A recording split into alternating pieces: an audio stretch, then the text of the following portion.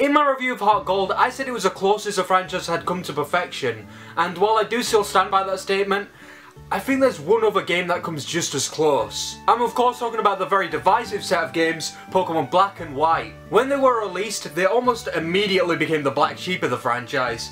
No pun intended. And in some ways they still kind of are. Personally, when I first played Black, I was kind of torn on if I actually liked it or not. With more recent years, with the ability to understand the more nuanced aspects of a game, it's going to be one of my favourites. But to help you understand why that is, I'll have to get into the story, so let's get into it. You start the game in your room as either Hilbert or Hilda, alongside your lifelong friends and rivals for these games, Cheron and Bianca. And you guys are all gathered in your room to open a gift this region's professor, Professor Juniper, left for you. It's his starter Pokemon, and regardless of which one you pick, Cheron will pick the one that has an advantage over yours, while Bianca will choose the one that has a disadvantage, which, while not immediately obvious, is somewhat indicative of the character and character arcs throughout the game. While Silver may be one of my favourite rivals, the rivals in this game are in a different league. They're very well written and have some of the strongest character arcs in the franchise to date in my opinion, and it'll become more obvious why I say that as we get further along in the story. Regardless, once you destroy your room in battle, you go to see Juniper and grab yourself a Pokedex, and then head for Accumula Town, where you'll stumble upon some sort of public speech from a group named Team Plasma, which is led by a charismatic man named Getsus. Getsus expresses his plans to liberate Pokemon from humans, as he finds the relationship between them to be inhumane, for lack of a better term. And this is actually something the fandom had discussed for a while, if somewhat jokingly, prior to the release of Black and White, and Game Freak tackling such an issue was actually quite surprising and brave. While the sinister theme that plays during Getsus' speech doesn't really help prove my point, as it basically tells the player in no uncertain terms that Team Plasma is the evil team of this game, for the most part this topic is left somewhat open-ended, and does leave the player pondering the morality of Pokemon battles. After Team Plasma leave and the crowd disperses, you meet a strange character named N who rambles like a madman about how you can hear your Pokemon speak before challenging you to battle. Once you beat him, he tells you about how he wants to make the world a better place for Pokemon before running off. From this point on, N becomes somewhat of a third rival throughout the game, occasionally showing up to express his thoughts and feelings, and then testing your bond with your Pokemon in battle. As you can probably guess, he's an important character, but we'll cross that bridge when we get there. Once you're done with Accumula Town, you can head to Striaton City and challenge the first gym leader, who will either be Silent, Chili, or Cress, depending on which starter you picked, which is actually a pretty cool touch, and a nice way to teach new players about type matchups. Another cool touch is the fact that the gym doubles as a cafe, as the leaders are all waiters. Every leader in this region has a second occupation, which ties into their gym and their personality, which I think is a fantastic way to add character. While I still love the Johto leaders because of how much personality a lot of them exude, they kinda hold a candle to universe. You truly feel like you know the gym leaders by the end of the game. After you collect your first badge, you'll bump into Fennel, a friend of Juniper's who wants you to collect some Dream Mist for her from the Dream Yard.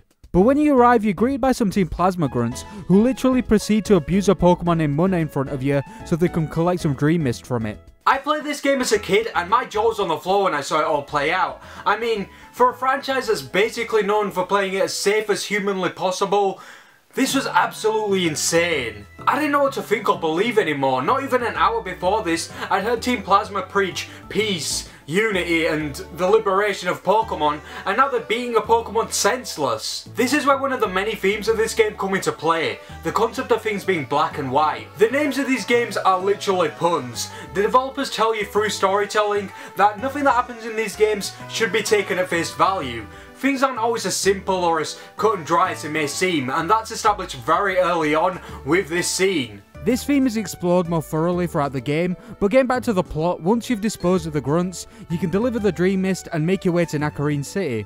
On the way you'll run into Team Plasma once again. This time they've kidnapped a Pokemon, but with the help of Sharon, they're easily taken care of and you can continue to your destination, where you run into N, who talks about his plans to reawaken Zekrom to help make the world a better place for Pokemon. But once he's out of the way, you can take on Lenora, the normal type leader, and museum curator. Once you beat her, her husband comes storming in and says that Team Plasma are trying to steal stuff. When you go to check, they take off with the Dragonite skull that was being displayed in the museum. But with some help from the Castelia City gym leader Berg, you track them down in Pinwheel Forest and get the skull back, at which point Gormo of the Seven Sages appears and explains how they stole the skull, believing it to be the skull of the legendary dragon they're trying to reawaken, before retreating. You can then cross Skyara Bridge, arriving at Castelia City, but you can't challenge Berg until you help him get back Bianca's Pokemon from Team Plasma. When you track Team Plasma down, you come face to face with Getsis for the first time, and he explains the legends of Univer before giving Bianca's money back and disappearing.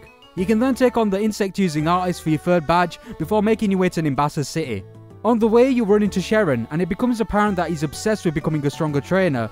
But once he's beat, you'll find yourself in Nimbasa City, where you run into Team Plasma once again, and this time they're harassing a pensioner. I find it pretty cool how Team Plasma are almost always present wherever you go. While I will concede that it can get annoying in a casual playthrough, since it feels like you're being stopped every 5 minutes, it's great from a story perspective, since they're constantly a thorn in your side, and end up seeming like an actual threat by the end of the game as a result. Speaking of threats, while exploring the city's theme park, you encounter Ren, who tells you that he's in fact the king of Team Plasma, and menacingly lays out his plans to collect every badge, catch a legendary Pokemon he's been looking for, and become the champion, so that he has the power to control the general population of Univer and force them into freeing their Pokemon.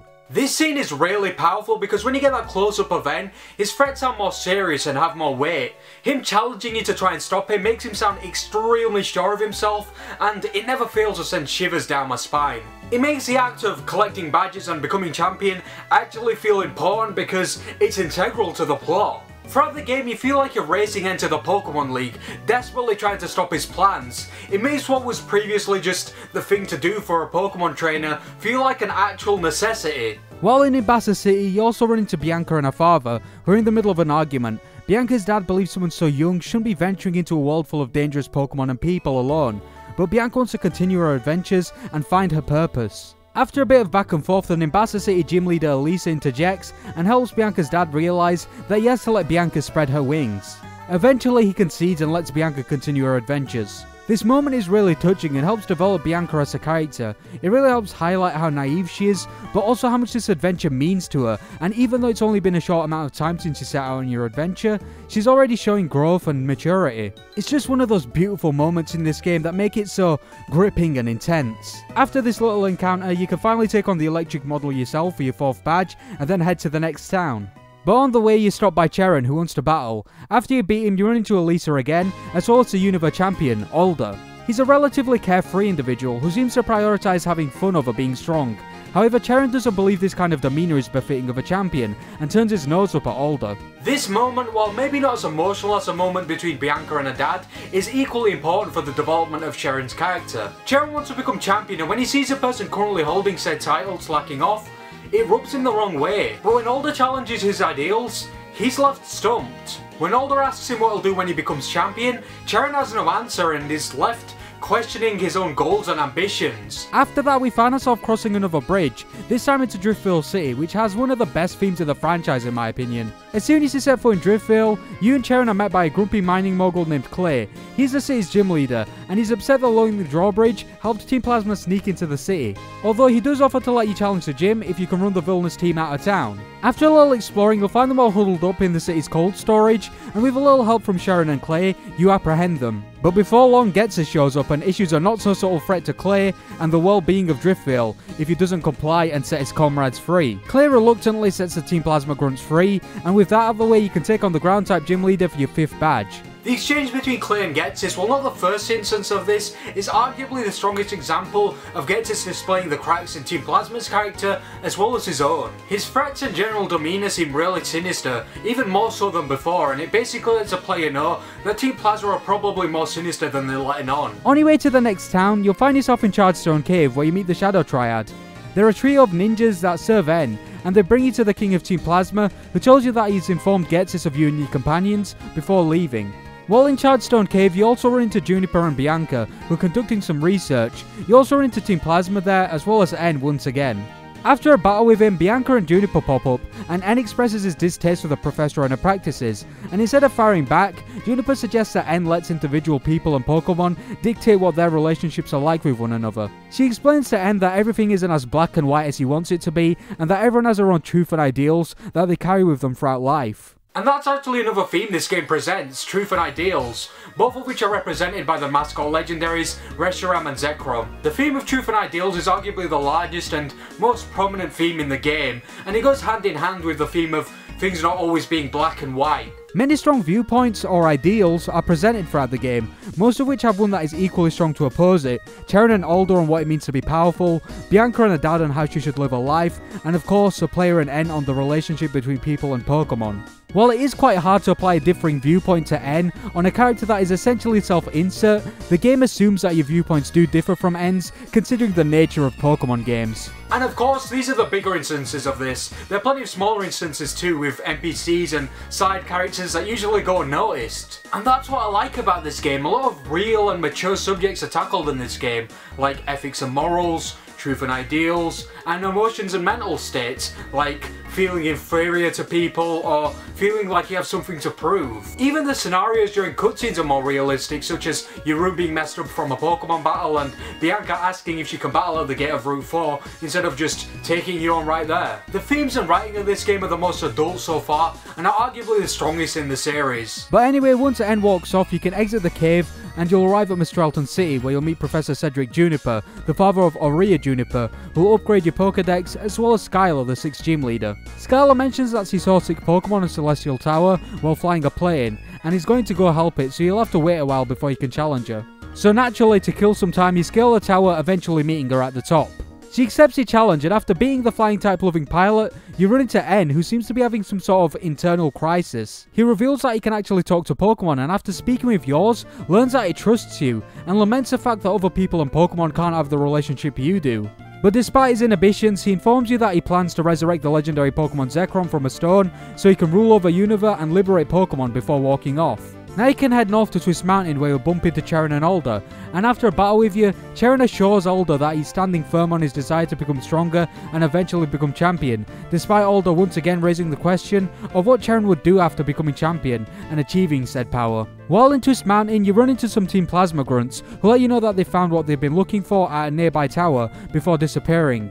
Charon decides to stay in Twist Mountain and train, and ponder what Alder questioned him about. Upon exiting, you arrive at Asira City, where you run into Cedric Juniper, who tells you a little bit about the legends of Unova and Dragon Spiral Tower, which was most likely the tower that Team Plasma were talking about. But before investigating the tower, you take on the Ice Ninja Bryson, who bursts out of the gym after you beat him as he senses the presence of the Shadow Triad, who invite you to challenge N atop Dragon Spiral Tower. On your way to the top, you see Bryson and Sharon taking on some Team Plasma grunts, some of whom assure you that you're too late and there's nothing that you can do. This segment really had me on the edge of my seat as a kid, because ever since your conversation with N in Ambassador City, the game has felt like a race, and now it feels like you're about to lose because it eventually sinks in that N is going to summon the legendary Pokemon. This part of the game really ups the intensity and creates a sense of urgency in the player, because every Team Plasma grunt you fight feels like a threat, because they're stopping you from getting to N, or at the very least buying him some time so you can summon the legendary dragon. And when you finally reach the top, you see none other than N and either Reshiram or Zekrom,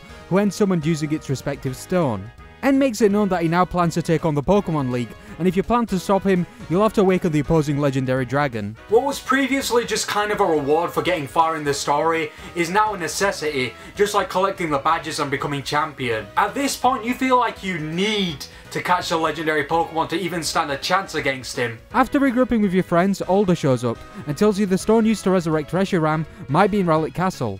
Upon arrival, you run into Ghetsis, who tells you the stone you seek is missing, and he shows Alder that if he does not stop N, Team Plasma will become unbeatable. He also reveals that Alder has been travelling around Unova because he was depressed about his Pokemon dying of a serious illness, which both shows how malicious Ghetsis is, while also humanising Alder, showing he's not some one-note, happy-go-lucky champion like Steven or Lance. Once you finally track down the stone in Nakarine City, the jolly native gets serious and flies back to the league, awaiting Gen's challenge, but lets the player know they have to get stronger, just in case he fails. After this, you can carry on with your travels, eventually finding yourself on Two Blind Bridge, where you'll encounter the Shadow Triad and Ghetsis. Ghetsis reveals he's been conditioning Gen to fit the role of the hero of Unova legend since he was a child, so the legendary dragon he awakens will accept him as its master, also strongly implying that Ghetsis is largely the reason for N's odd outlook on the relationship that Pokemon and humans share.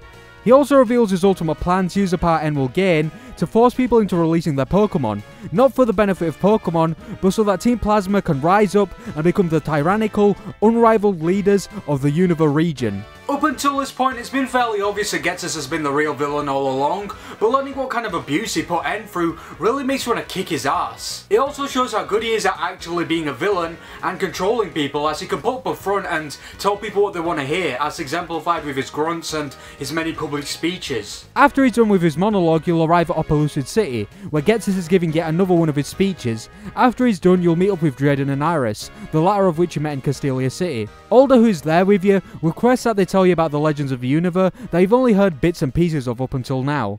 The pair tell you about a legendary dragon used to create the Unova region by twin brothers, but because of their opposing thoughts and goals, one seeking truth and the other seeking ideals, they began to fight, splitting the dragon into two separate entities, Reshiram and Zekrom. They eventually settled down, but their sons continued the fight till the entire region was in ruin, at which point both of the dragons disappeared. While definitely not as strong an origin story as the story of Sinnoh's creation or the birth of the legendary beasts, this origin story helps provide a lot of context, while also helping strengthen the theme of truth and ideals via physical manifestations of both of those things. After hearing this story, you can take on either Drayden or Iris, depending on which version you own for your final badge, and then set off for the Unova League. On the way, you stop by Charon and Bianca one last time, and after a battle with Charon, Bianca reflects on your travels together, and both of your friends show their incredible amount of growth since they left New Town. It's actually quite a touching moment. Sharon seems to have grown and has realised that through growing stronger, he can aid the people around him and protect them. And Bianca, while obviously still figuring things out, has come a very long way from being the timid and naive person she was when she set out on her adventure, and seems very close to realising her potential. But with the rivals and what is arguably one of the best victory roads dealt with, you can finally take on the Elite Four, comprised of Caitlyn, the sleepy psychic type user, Grimsley, the dark type specialist, Chantal, the ghost loving bookworm, and Marshall, the martial artist. And in a pretty neat twist, you can actually take on this Elite Four in any order you choose, which can definitely help repeat playthroughs feel less samey, and allows the player to strategize and plan out how they'll tackle the league better. But once they're all defeated, you can make your way up the staircase to challenge Alder, but when you arrive, you realise he's fallen to N, making the strange child prodigy the new Unova champion. After a short monologue, N somehow erects a giant castle around the Pokemon League and challenges you to bring your stone and awaken the legendary Pokemon to try and stop him. Although upon entering the castle, you're halted by 6 of the 7 sages, who are ordered by Ghetsis to stop you from getting to N, at which point almost every gym leader in Unova comes storming in to fend off the sages so you can catch up with N. This is one of the most epic scenes in the franchise, and it's just another one of those moments that exemplifies the beautiful storytelling of this game. This moment feels like the culmination of your adventure. All of the faces you saw for your adventure weren't just mindless obstacles, they were people who love the region they live in and want to defend it at all costs. And that's proven through the gym leaders. They're taking matters into their own hands and making sure you put an end to Team Plasma and bring peace back to Unova. It's like everything has just come full circle, and it's a really touching moment, especially after the shock of N actually achieving his goal, becoming champion and putting his plans into motion. After exploring the castle a bit, you run into Ghetsis, who just rambles for a bit and lets you go ahead and take on N.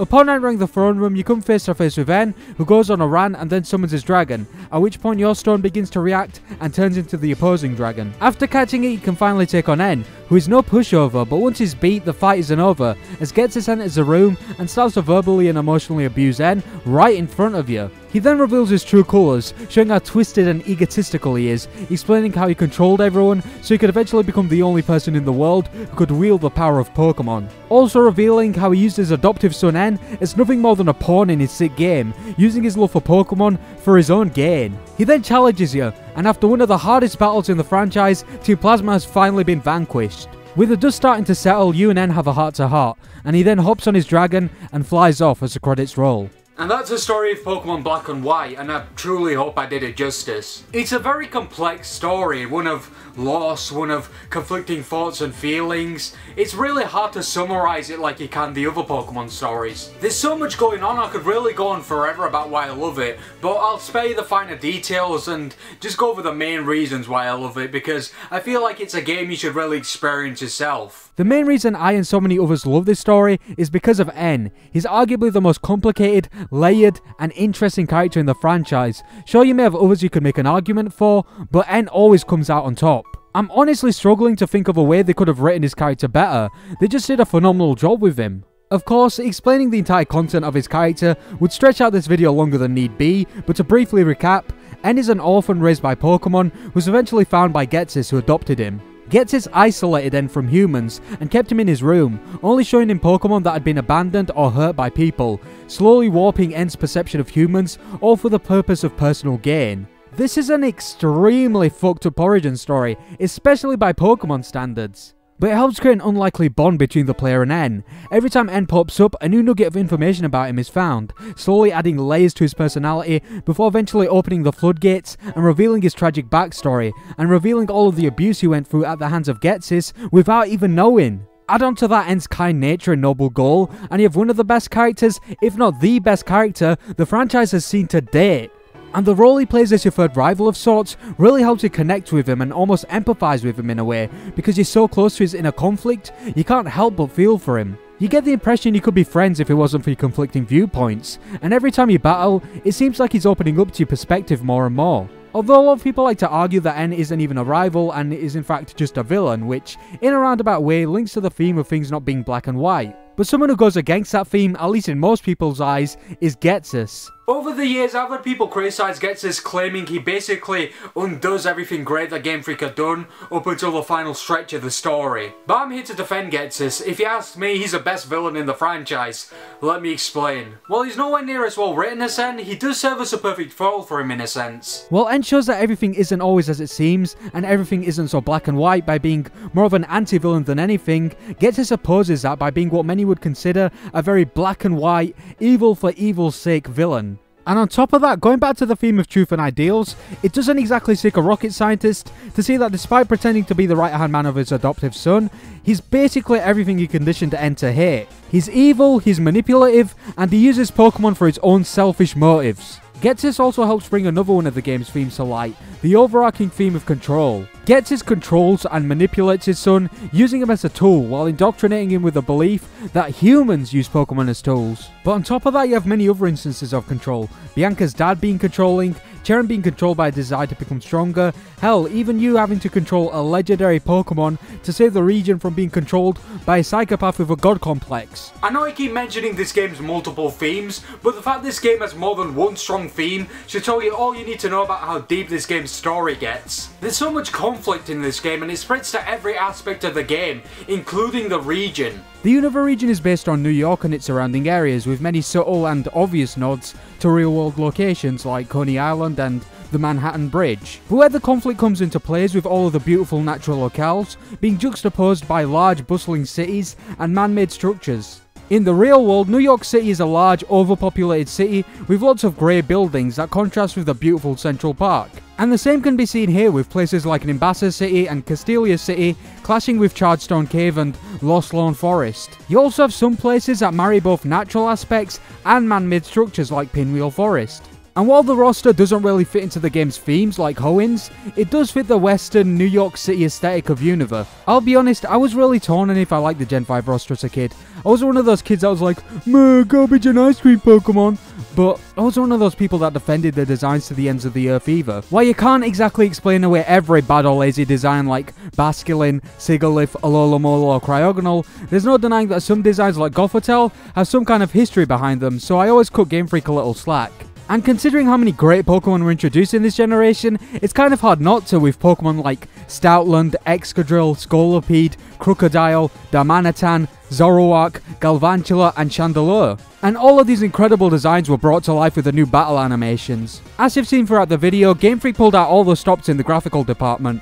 They dabbled with mixing 2D sprites with 3D models in Gen 4, but they knocked out the park here with a bunch of cool 3D cutscenes, as well as clever uses of 3D models in-game, such as the incredible gym challenges that use the models for puzzles and obstacles, leading to some of the most fun gym challenges to date. Add on top of that the aforementioned battle animations that bring every Pokemon new and old to life, bigger and more detailed sprites, and a bunch of cool visual effects, and we have what I would call the best looking Pokemon game in the main series from an objective standpoint. The graphics aren't the only part of the presentation that got an upgrade. Now instead of that annoying beeping sound when your HP is low, you get a cool remix of the battle theme. You get this in a couple other scenarios too, and I think this is just one of those subtle things that'll make any long-time Pokemon fan smile, much like the soundtrack. While maybe not my favourite, it's definitely up there. There's so much variety in the sound, from from upbeat and grand compositions to dull and subdued ones. There's a track for almost every feeling and situation. You also have songs that change slightly or that are completely swapped out for other ones, depending on which version you're playing, what the in-game season is, or where you are in a certain area in the game. And that reminds me, this game introduced a season mechanic. While it doesn't really affect much, it does make for some nice visual variety, which is always welcomed. The change in seasons wasn't the only new mechanic introduced in this game though, as you got triple battles and rotation battles too. Triple battles are exactly what they sound like, they're slightly more advanced double battles, but rotation battles are a mess. While I personally enjoy them, I know a lot of people don't. They're essentially triple battles, but with only one Pokemon being active at a time. They're kind of hard to explain, so I'll let the footage do the talking. But just so you know, you'll either tolerate them or hate them. Although, I was kinda surprised when I learned they weren't part of the Battle Subway, which is this game's version of the Battle Frontier in a sense. There's not much to say here because I didn't really have enough time to try it out for this review, but I don't remember enjoying it much as a kid. Although, if you do want to kill some time, the option's there. There are also musicals that replace contests, but I'll be honest, even as an optional side mode, these suck all kinds of ass. They don't really add anything in my eyes. But that being said, alongside all the new features, we also got some quality of life changes, like TMs being reusable, which is a change that basically every Pokemon fan loved. As was a more lax use of HMs. In my own experience, I don't remember using any HMs past maybe the very start of the game. If I'm not mistaken, Surf isn't even mandatory in this game, which is just insane to me. But as with every game, Pokemon Black and White aren't perfect games. There were a lot of missteps in the development of this game. For one, you constantly stop for battles and cutscenes. Despite what some fans of older gens will try and tell you, the main series games have never been the most non-linear games out there. But at the very least, you could explore certain areas before getting stopped for some dialogue. Not here, you stop for an exposition dump at every town, bridge and route, and it can definitely get a bit much. I've grown to tolerate it over the years, but if you're looking for opportunities to explore more than a small area and a couple buildings before the next bit of story, you're out of luck. I can definitely forgive this game though, because in exchange for all of this dialogue, we're given one of the most interesting plots in a Pokemon game ever. Although while I have been praising the main game throughout this video, the post-game does leave a little bit to be desired. There is some stuff with the 7 Sages and Looker as well as the aforementioned Battle Subway, but that's about it. You can hunt down the Unova legendaries, but that's just because of how many there are. I'll be honest, some of them just feel like they're just there. But apart from that, the only real issue I can see are the usual trappings of a dumb and simple Pokemon story. While Gen 5 is complex for a Pokemon game with all of its intricate layers, it's still a Pokemon game, so it's gonna be simple. What few chinks there are in the armour of its story are mainly the fault of the Pokemon formula. But apart from a few obviously nitpicky gripes, I'd say this is a must game for any Pokemon fan or fan of JRPGs in general. While it definitely wouldn't be my pick for someone's first Pokemon game, for a seasoned JRPG fan, I think it could hold your interest, so if you get the chance to give it a go, go ahead. You won't regret it.